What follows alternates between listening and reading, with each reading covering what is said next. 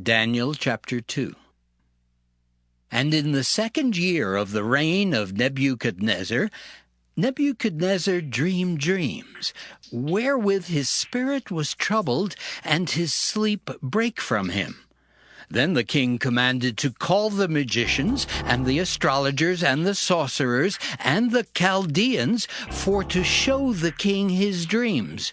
So they came and stood before the king. And the king said unto them, I have dreamed a dream, and my spirit was troubled to know the dream. Then spake the Chaldeans to the king in Syriac, O king, live forever. Tell thy servants the dream, and we will show the interpretation. The king answered and said to the Chaldeans, The thing is gone from me. If ye will not make known unto me the dream with the interpretation thereof, ye shall be cut in pieces, and your houses shall be made a dunghill. But if ye show the dream and the interpretation thereof, ye shall receive of me gifts and rewards and great honor. Therefore, show me the dream and the interpretation thereof. They answered again and said, Let the king tell his servants the dream, and we will show the interpretation of it. The king answered and said, I know of certainty that ye would gain the time, because ye see the thing is gone from me. But if ye will not make known unto me the dream, there is but one decree for you. For ye have prepared lying and corrupt words to speak before me till the time be changed. Therefore tell me the dream, and I shall know that ye can show me the interpretation thereof. The Chaldeans answered before the king and said, There is not a man upon the earth that can show the king's matter. Therefore there is no king, Lord, nor ruler that asks such things at any magician, or astrologer, or Chaldean. And it is a rare thing that the king requireth, and there is none other that can show it before the king, except the gods, whose dwelling is not with flesh. For this cause the king was angry and very furious, and commanded to destroy all the wise men of Babylon. And the decree went forth that the wise men should be slain, and they sought Daniel and his fellows to be slain. Then Daniel answered with counsel and wisdom to Arioch, the captain of the king's guard, which was gone forth to slay the wise men of Babylon. He answered and said to Arioch, the king's captain, Why is the decree so hasty from the king? Then Arioch made the thing known to Daniel. Then Daniel went in and desired of the king that he would give him time, and that he would show the king the interpretation. Then Daniel went to his house and made the thing known to Hananiah, Mishael, and Azariah his companions, that they would desire mercies of the God of heaven concerning this secret, that Daniel and his fellows should not perish with the rest of the wise men of Babylon. Then was the secret revealed unto Daniel in a night vision. Then Daniel blessed the God of heaven. Daniel answered and said, Blessed be the name of God forever and ever, for wisdom and might are his. And he changeth the times and the seasons. He removeth kings and setteth up kings. He giveth wisdom unto the wise, and knowledge to them that know understanding. He revealeth the deep and secret things. He knoweth what is in the darkness, and the light dwelleth with him.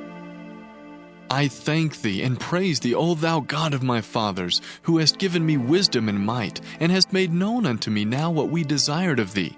For thou hast now made known unto us the king's matter. Therefore Daniel went in unto Arioch, whom the king had ordained to destroy the wise men of Babylon. He went and said thus unto him, Destroy not the wise men of Babylon.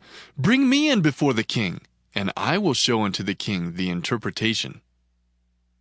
Then Arioch brought in Daniel before the king in haste, and said thus unto him, I have found a man of the captives of Judah that will make known unto the king the interpretation.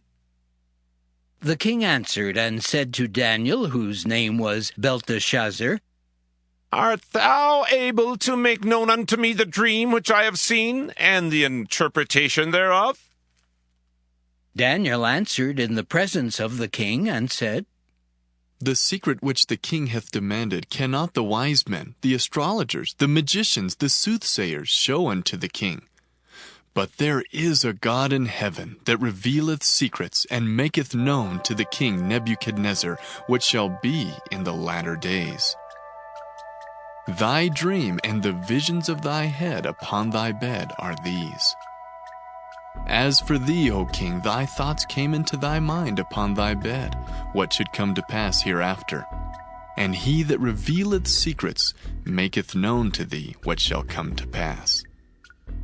But as for me, this secret is not revealed to me for any wisdom that I have more than any living, but for their sakes that shall make known the interpretation to the king, and that thou mightest know the thoughts of thy heart.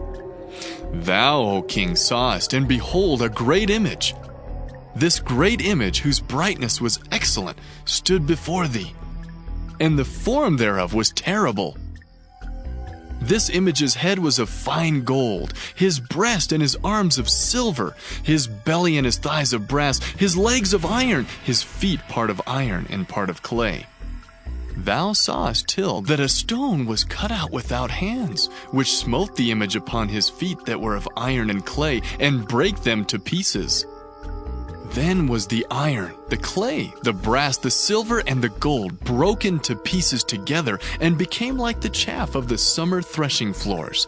And the wind carried them away, that no place was found for them. And the stone that smote the image became a great mountain, and filled the whole earth. This is the dream, and we will tell the interpretation thereof before the king. Thou, O king, art a king of kings, for the God of heaven hath given thee a kingdom, power, and strength, and glory. And wheresoever the children of men dwell, the beasts of the field and the fowls of the heaven hath he given into thine hand, and hath made thee ruler over them all. Thou art this head of gold. And after thee shall arise another kingdom inferior to thee, and another third kingdom of brass, which shall bear rule over all the earth. And the fourth kingdom shall be strong as iron, for as much as iron breaketh in pieces, and subdueth all things, and as iron that breaketh all these, shall it break in pieces and bruise. And whereas thou sawest the feet and toes, part of potter's clay, and part of iron, the kingdom shall be divided. But there shall be in it of the strength of the iron, for as much as thou sawest the iron mixed with miry clay. And as the toes of the feet were part of iron and part of clay, so the kingdom shall be partly strong and partly broken. And whereas thou sawest iron mixed with miry clay, they shall mingle themselves with the seed of men, but they shall not cleave one to another, even as iron is not mixed with clay. And in the days of these kings shall the God of heaven set up a kingdom, which shall never be destroyed. And the kingdom shall not be left to other people, but it shall break in pieces and consume all these kingdoms, and it shall stand forever. For as much as thou sawest that the stone was cut out of the mountain without hands, and that it brake in pieces the iron, the brass, the clay, the silver, and the gold, the great God hath made known to the king what shall come to pass hereafter.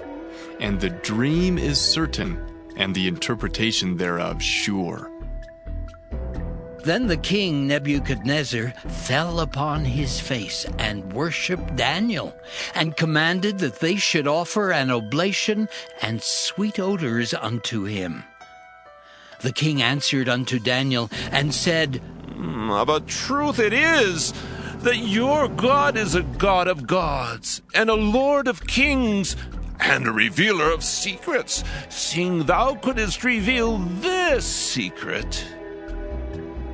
Then the king made Daniel a great man, and gave him many great gifts, and made him ruler over the whole province of Babylon, and chief of the governors over all the wise men of Babylon.